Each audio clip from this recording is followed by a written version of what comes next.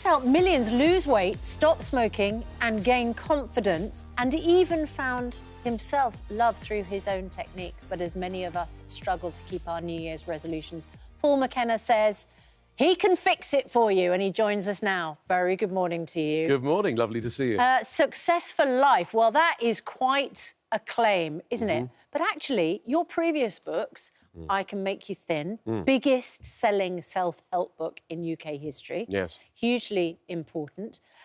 We know that our Ranveer would not be here presenting if it was not for you, Paul McKenna. Wow. What was it, a hypnotism trance CD? Yeah, it was back in the day when you had the CD in the back of your I'll Make You Confident. Yeah. And there was a rota mix-up at BBC North West Night. It was in regional TV. I was a reporter.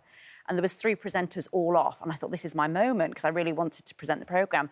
And I listened to it for a month, every night, your voice counting backwards and all of that. Yeah. And as I walked into the studio that day, I just thought, I can do this, I can nail it. And I just waltzed in. Then I got a round of applause from the crew and everybody. It was weird.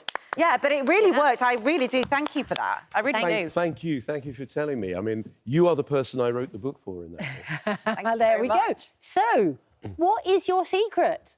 Well, do you know, I'm fortunate that I get to study mix with superachievers, you know, people from the arts and business and science. And I've noticed that success and happiness are not accidents. They don't just sort of randomly happen to some people and not others. They are created by certain ways of thinking and acting. And what I've done in this new book is I've distilled these sort of 7 categories and created techniques to give you more self-belief and confidence, to get you clear about what it is you want, to make you determined to go for what it is that you want. OK, and one of the things that you were determined to find was love, wasn't it? I was, yeah. And you had been looking for love in the wrong places. It was another self-help guru who helped you. You put yourself into a trance and found your wife. Well, what happened was, a friend of mine who's a coach, he said, look, I've noticed you date, you know, some lovely ladies, but you don't necessarily like them. And I went, well, yeah, but, you know, they're sort of, they look nice. He goes, no.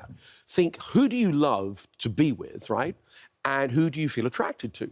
And being a hypnotist, I put myself into a trance and I said, answer this, you know, these questions. And my subconscious mind's got a sense of humour. So it drew an Excel spreadsheet, right?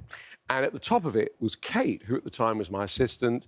And I went, ooh, this feels very, very awkward. She'd been your assistant for years. Years, yeah. I mean, and I thought, ooh, this could be unprofessional.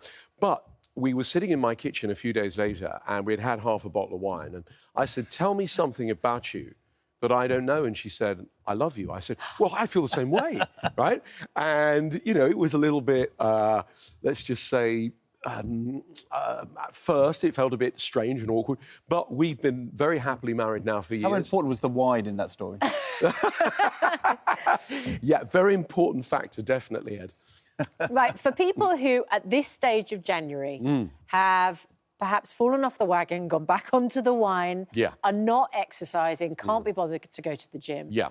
How can we get back on track? OK, so look, we all make resolutions all day long. I'm going to resolve to walk my dog later or have lunch. You know, what people tend to do at the beginning of the year is pick something way too big, right?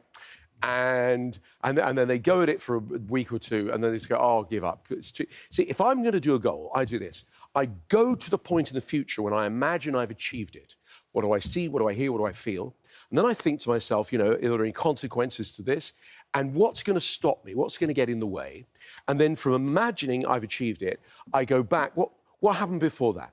What happened before that? What happened before that, until I'm back to now. And then my brain's got a very clear pathway of how to go about achieving it. Although success for life, yeah, I mean, that's not a small thing. That's like a big goal. Yeah, that's right. This is by the way, as you read this book in about the 3 hours it takes, you get a sense of what it is you want, you get determined about going for it, and then as you hit the end of it, you get a euphoria, right? Because you suddenly see a better future. You're outside of the parameters of your normal thinking. So this is what I keep being told by people, and I do this as a live event. You know, I've been doing it the last few years. I go out and I do a live coaching event, 90 minutes. I walk out at the beginning of the evening and I'll do something like, I'll say, who's frightened of public speaking? Right, and loads of hands go up and I'll go, right, you! And I'll grab somebody who's a little nervous, and they come on the stage, and 2 minutes later, they're fearless. Right. They hold the mic, they can talk to the audience, and then I'll say, look, you saw what we just did there, that technique. Why don't we all do that now?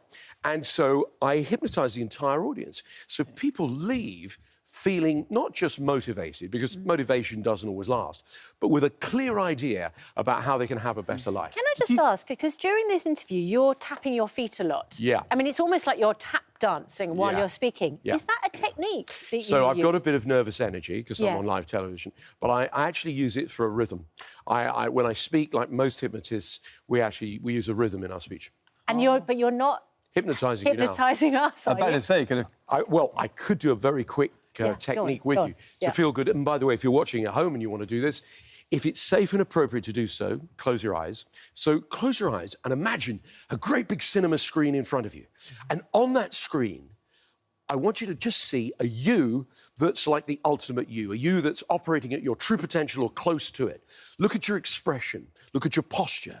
Look at the way that you gesture, the way you connect with other people. That's right. Look at that movie of you that feels optimistic and confident and happy. And then, when you're ready, float over and into that you. Step into that you. See through the eyes of your more confident, optimistic self. Hear your internal dialogue strong and positive, and feel where you feel really good in your body, and give that good feeling a colour. Now, move that colour in your mind up through your neck into your head and face, down through your shoulders into your arms and hands and fingers, down through your chest into your legs, and double the brightness, and double it again, and double it again, until you are glowing with this happy feeling. Now, take this feeling with you into the rest of the day. Wow. Yeah, that's it. How do you feel? Gosh. Well, I feel a bit sorry for anyone who we're going to interview in the next hour. Do you know what I saw on this bulldoze movie? Do you know what I saw? What? I saw you and me Yeah?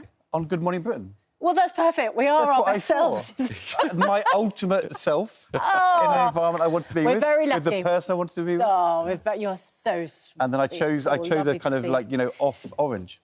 Thank you so much. Thank you, Susanna. Thank you, Ed. Lovely to meet you. That was really, Lovely really to... fun. I feel a little bit dazed. I think the thing which is really important is not about stopping things. I thought we would talk about, about not being smoking, or not eating too much, or not being upset, or not speaking. But actually, this is much more positive than that. It's about what you can do rather than what you have to stop doing. Yeah, a lot of people think about what they don't want all day long. They think, I don't want to be overweight, I don't want to be shy, I don't want to be single. You get more of what you focus on in life. It's a sort of golden rule of modern psychology. So I encourage people to think about what it is they do want and reinforce it. Is that a change in your career from 20 years ago? Oh, God, yeah. I mean, when I was back in the 1980s, I was a radio DJ. And then in the 90s, I was a comedy hypnotist. I used to do, comedy shows on television and in theatres. And then I trained as a therapist. And now, in fact, I have the largest hypnotherapy training organisation in the world. I train thousands of hypnotherapists every year because the world needs more of us. Right now, if you look at the problems going on, the anxiety, the stress, the worry, the fear, and the lack of confidence and motivation. Well, I would love to talk to you more, but I need to stride over back into my dream world. OK.